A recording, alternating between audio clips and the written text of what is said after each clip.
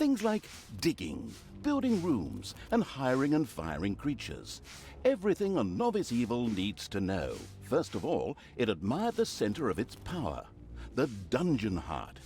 This, if possible, should never be broken, as that would lead to an inglorious and permanent end to the definitely wanting to Naturally, the most important resource for any evil genius was gold. One could make the best things out of the glittering metal, and nary a creature was going to let the absolute evil hire it and push it around without a coin or two. Sad, I know, but that's the way the cold, hard capitalist world of evil works. Although a little gold could also be stored in the dungeon heart, the little snots, the strange name-giving evil's workers, had to travel long distances to do so. It made much more sense to build a treasury nearby. The fast-learning evil immediately began doing so.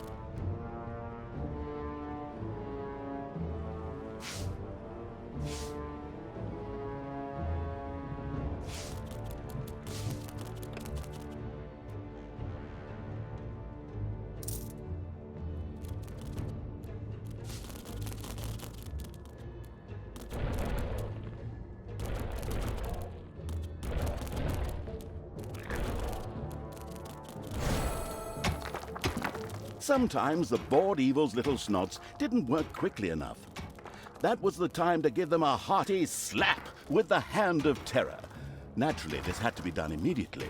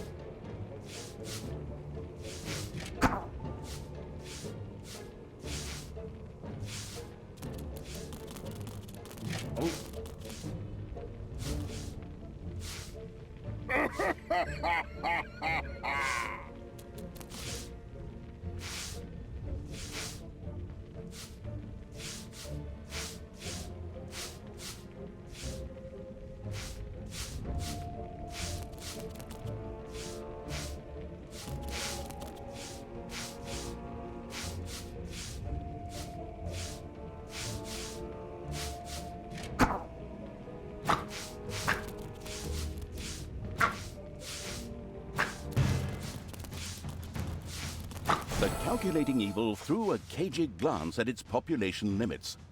These were divided into little snots and creatures. As opposed to creatures, little snots did not have to be hired separately, but were always regenerated up to the maximum limit. And so it was that the massacring evil didn't have to worry if one of these miserable creatures died. It simply had to wait for the next one. Unfortunately, creatures were a little more demanding than the miserable little snots. A hideout would have to be researched before creatures such as goblins and orcs could be hired. As loyal as the little snots were, they were unable to fight and took to their heels in panicked flight at the first sight of an enemy. Sighing, the unscrupulous evil set about providing a hideout.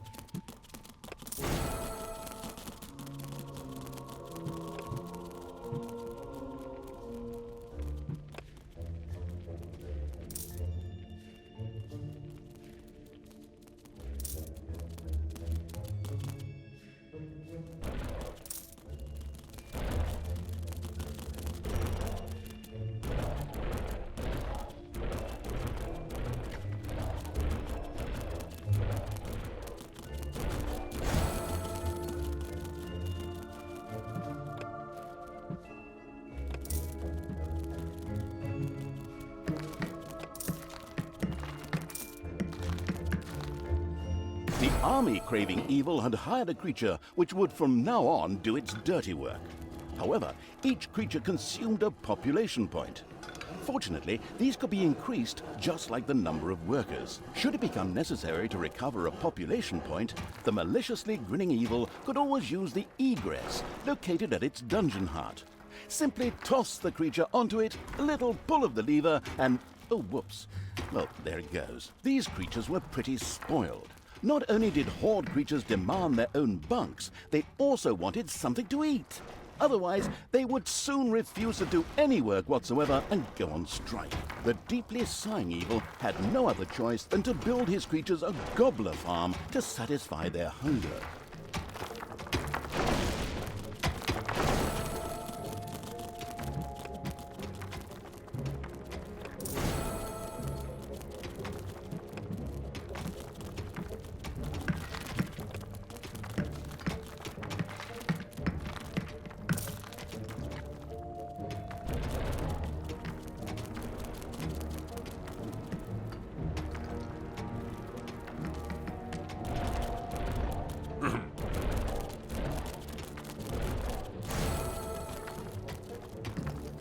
Excellent work.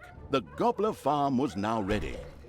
Later, the creatures would also demand other things, but for now, they were satisfied. The fast-learning evil had mastered the first tutorial with flying colors. Excellent work.